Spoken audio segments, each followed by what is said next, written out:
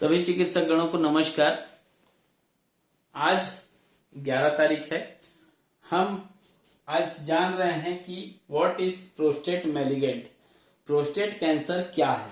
मैं बैठ जाता हूँ, ज्यादा उचित होगा क्योंकि बैठे बैठे पढ़ाना अच्छा होगा, क्योंकि पैर दर्द देने लग गया लगातार 1.5 घंटे से खड़े। प्रोस्टेट कैंसर के इलाज के बाद देखभाल कैसे करें ये हम जान चुके हैं। प्रोस्टेट कैंसर के इलाज के बाद अगर हम बात करते हैं तो उसमें ध्यान रखने वाली बात है कि अगर ये प्रोस्टेट कैंसर रिपीट करता है दैट मीन्स प्रोस्टेट कैंसर का ट्रीटमेंट हुआ, पेशेंट को डॉक्टर ने बोला आप ठीक हो गए, लेकिन फिर प्रोस्टेट कैंसर रिपीट कर दिया मतलब दोबारा से आ गया। तो ऐसी अवस्था में पुनरावृत्ति जब होता है तो लक्षणों की तलाश करनी चाहिए जिसमें प्रोस्टेट कैंसर की जो कोशिकाएं जो छिपी रह सकती हैं और संख्या में वृद्धि हो सकती है, जिससे कैंसर जो है वो पुनरावृत्ति हो सकती है। इस प्रकार डॉक्टर के साथ नियमित रूप से अनुवृत्ति यात्राओं की आवश्यकता होती है। किसी भी प्रकार के पुनरावृत्ति को रोकने के लिए नियमित ब्लड टेस्टिंग, इमेजिंग परीक्षण आदि किए जाने जरूरी होते हैं। कई बार पेशेंट क्या होता है, लापरवाह हो जाता है। तो प्रोस्टेट कैंसर और उसके उपचार के किसी भी दीर्घकालिक या देर से होने वाले दुष्प्रभाव पर ध्यान देना जरूरी होता है। इसमें शरीर और भावनात्मक दीर्घकालिक दुष्प्रभाव शामिल हो सकते हैं। तदनुसार चिकित्सक के साथ उपचार प्लानिंग और समग्र स्वास्थ्य सुधार विधियों पर चर्चा की जा सकती है। इन साइड इफेक्ट की पहचान और प्रबंधन के लिए ब्लड टेस्ट स्कैन, रक्त परीक्षण आदि किया जाना जरूरी होता है। स्वास्थ्य वजन बनाए रखने के लिए एक्सरसाइज, संतुलित आहार लेना आदि जैसे बुनियादी स्वास्थ्य दिशा निर्देशों का पालन करना अति आवश्यक होता है। आहार में अधिक फलों और सब्जियों को शामिल करना चाहिए। वसा और हाई कैलोरीज वाले खाद्य पदार्थ से बचना चाहिए। कैल्शियम और विटामिन डी की पर्याप्त मात्रा में पूरक होना चाहिए। यहाँ पे हमारा इंजेक्शन भी काम करता है बहुत अच्छा कैंसर का। प्रति सप्ताह कम से कम 150 मिनट एक्सरसाइज जरूरी होता है। शराब का सेवन करने और स्मोकिंग अगर करते हो तो तत्काल छोड़ देना चाहिए। मूत्राशय, कोरेक्टल कैंसर आदि की जांच के लिए अनुवृत्ति नियुक्तियां महत्वपूर्ण होती हैं और प्रोस्टेट कैंसर के उपचार के बाद की जानी इसकी आवश्यकता बहुत जरूरी होती है।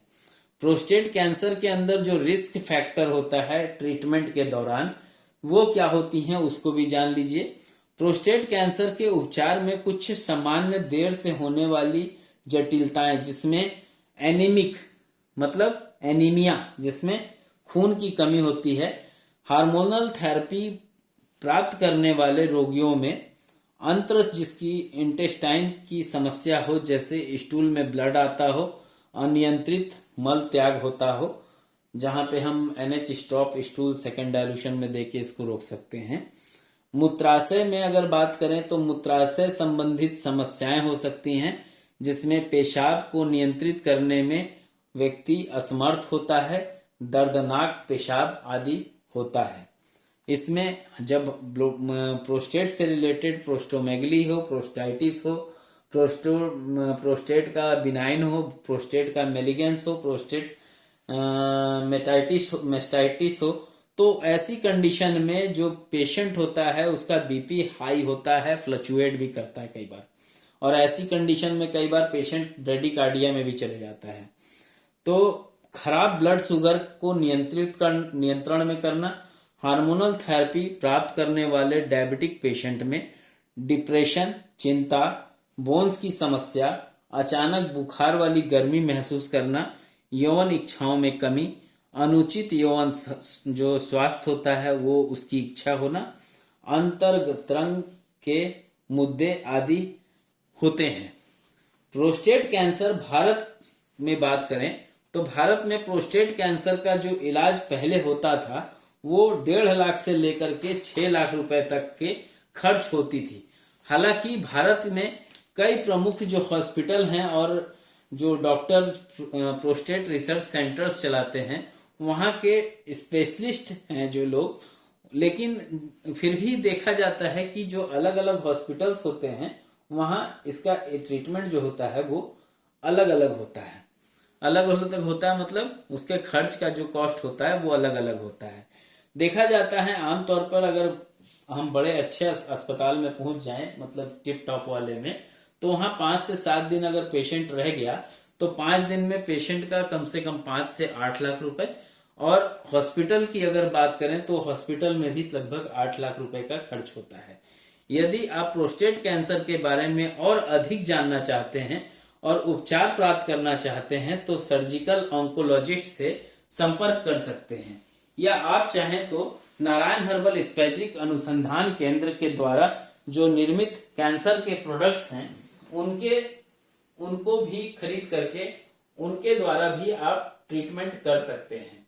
तो मैं अखिलेश नारायण सिंह आपको उन्हीं मेडिसिन के बारे में बताना चाहूंगा जिसका उपयोग हम कैंसर्स में करते हैं।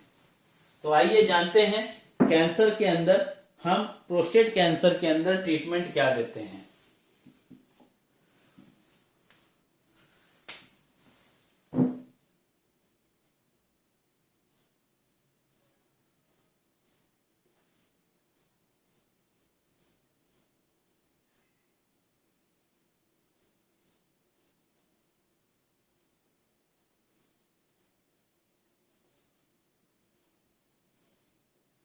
NH स्पेशल सी, इसको 2 ड्रॉप देंगे 8 टाइम्स। इसको डाइल्यूट करके भी दे सकते हैं 1/4 cup of hot water,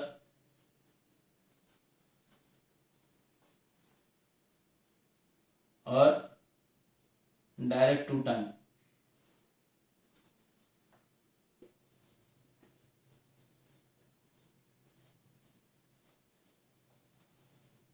direct to tongue. इसमें 15 दिन के बाद या 1 महीने के बाद, 1 महीने के बाद डोज बढ़ाना चाहिए।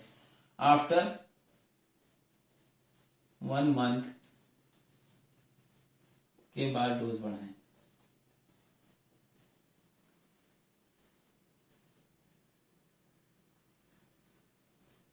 ठीक है।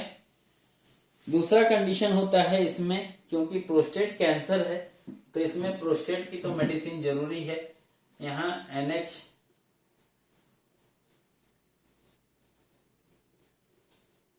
प्रोस्टेट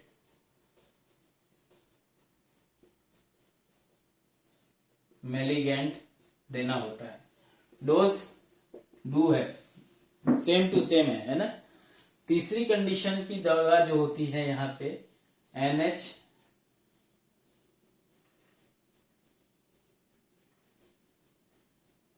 ल्यूकीमिया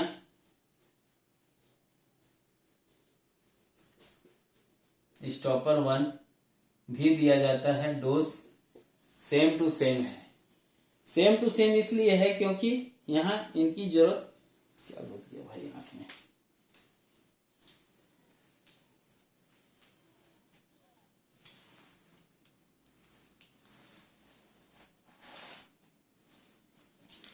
इस कंडीशन में, क्योंकि प्रोस्टेट कैंसर जो होता है उसमें क्या होता है, लेयर दर लेयर होता है, एक के ऊपर एक चढ़ने वाला आदत कैंसर का जो रूप होता है उसके अकॉर्डिंग ही होता है। तो यहाँ एक मेडिसिन की आवश्यकता और होती है जिसका नाम है NH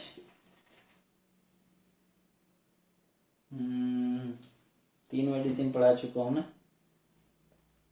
चौथी मेडिसिन क्या होगी, स्प्रेड हो रहा है तो NH नो स्प्रेड। डोज आप सभी के पास है NH know spread. Know spread का मतलब होता है स्प्रेड नहीं होने देना। ठीक है। इसके ऊपर क्या होता है, लेयर दर लेयर होता है। इसलिए इस लेयर को अपन को हटाना है तो यहां पे देना पड़ता है NH। Sarcoma malignant.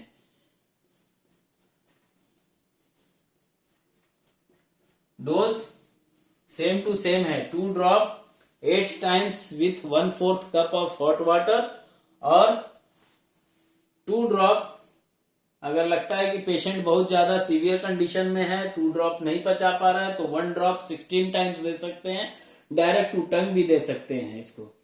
और यहाँ 2 मेडिसिन की आवश्यकता कभी कभी हमको पड़ती है, वो भी मैं बता देता हूं आपको। यहाँ एक बात मेडिसिन की जरूरत पड़ती है, NH स्पेशल कॉम्प्रेस। इसको हम right hypochondria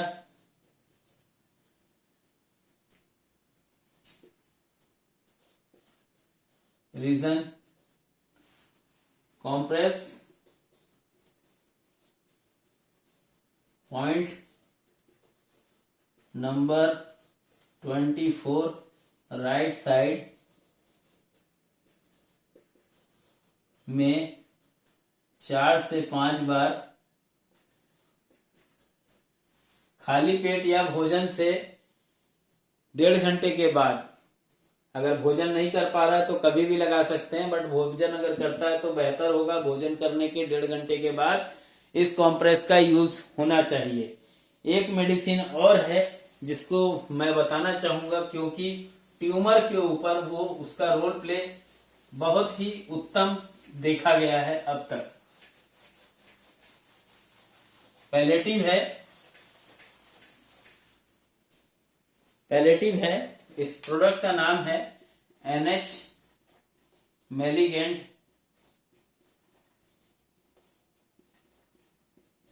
oblique tumour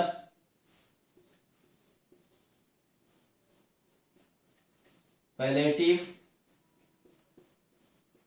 care. इसको जब प्रोस्टेट का कैंसर होता है या प्रोस्टेट की प्रोस्टोमेगली से बढ़ा हुआ कोई भी अवस्था हो जिसमें लगता है कि प्रोस्टाइटिस भी है, अगर लग रहा है कि नहीं बिगड़ा हुआ प्रोस्टाइटिस है, तो वहां पे भी हम इसको उपयोग कर सकते हैं। कहाँ लगाना होता है ये उस प्रोडक्ट के ऊपर लिखा हुआ है, तो मैं मिटा दे रहा हूं, और इसी के साथ में कुछ चीजों का लेख है उसको मैं बोल रहा हूं, उसको सुन लीजिएगा। आपके काम का होगा तो बिल्कुल लिख लीजिएगा, काम का नहीं होगा तो कोई बात नहीं है। फिर भी अगर लगता है कि इन सभी लेखों को आप खरीदना चाहते हैं तो जून में आ रही है एक पुस्तक, इलेक्ट्रोहोमोपैथी महाग्रंथ पाठ सीरीज की 3री पुस्तक, और हो सकता है ये लास्ट पुस्तक हो। इसके बाद पुस्तक लिखने का काम अपने जूनियर्स के पास छोड़ूंगा, और अगर वो लोग नहीं किए तब उसके आगे मैं इस पे कार्य करूंगा। हमारा उद्देश्य केवल आप इलेक्ट्रोहोमोपैथी चिकित्सकों को प्रोस्टेट कैंसर के बारे में जो लेख होता है उसको अवगत कराना, और इसके साथ ही इलेक्ट्रोहोमोपैथी महाग्रंथ पार्ट 3 में भी आप इसको पढ़ सकते हैं। माध्यम से जो इलेक्ट्रोहोमोपैथी के अंदर प्रोस्टेट कैंसर या कैंसर से रिलेटेड जानकारी से अवगत कराना, और हम किसी तरह से आपको हम प्रेशराइज नहीं कर रहे हैं कि नारायण हर्बल स्पैजरिक परिवार से आप जुड़िए, लेकिन फिर भी कहना चाहूंगा कि अगर कैंसर पे काम करना है तो नारायण हर्बल स्पैजरिक परिवार नामक व्हाट्सएप ग्रुप है, इसमें इलाज संबंधित जानकारियों को हम शेयर करते हैं, और केवल एक डॉक्टर को ही एक डॉक्टर को ही नहीं, आप सबको अगर कोई ऐसा लगता है कि कोई अच्छी सलाह हो सकती है तो आप मुझे देने की आवश्यकता है, आप बिल्कुल दीजिएगा, क्योंकि मैं आप सभी के मार्गदर्शन को बिल्कुल ध्यान में रखता हूं। तो नारायण हर्बल स्पैजरिक अनुसंधान केंद्र और हमारी टीम स्वास्थ्य सेवा के क्षेत्र में समर्पित है। हम चाहते हैं कि हमारे इलेक्ट्रोहोमोपैथी चिकित्सा विज्ञान के चिकित्सकों के पास स्वास्थ्य के मुद्दों को समझने, सर्जरी की प्रक्रियाओं के बारे में जानने, सही डॉक्टर के परामर्श करने और अंत में उनको स्वास्थ्य के लिए सही निर्णय लेते हुए नारायण हर्बल स्पेजरिक के 43 patent base plus 140 patent spagyric products, 49 patent compress, 24 cancer के patent spagyric products, 6 renal failure के जो प्रोडक्ट्स हैं या डायलिसिस कंट्रोलर के कहूं, और 13 प्रकार के जो पैलेटिव केयर स्पेजरिक प्रोडक्ट्स हैं। अगर इन्हें आप खरीदना चाहते हैं तो बिल्कुल खरीद सकते हैं। बहुत ही रिलायबल अमाउंट होता है। स्कीम भी होती है, 10+2 की स्कीम होती है। अगर आप लेना चाहें तो ले सकते हैं। छोटा स्कीम लेना चाहें तो 5+1 की स्कीम भी आप प्राप्त कर सकते हैं। तो मेरी क्लास आप सभी को कैसी लगी बिल्कुल कमेंट के माध्यम से बताइएगा। सब्सक्राइब कीजिएगा नारायण हर्बल स्पेजरिक न्यूट्रिशन का यूट्यूब चैनल। और इसी के साथ मैं आज्ञा चाहूंगा। जय इलेक्ट्रो होम्योपैथी, जय काउंट सीजर मेटी जी।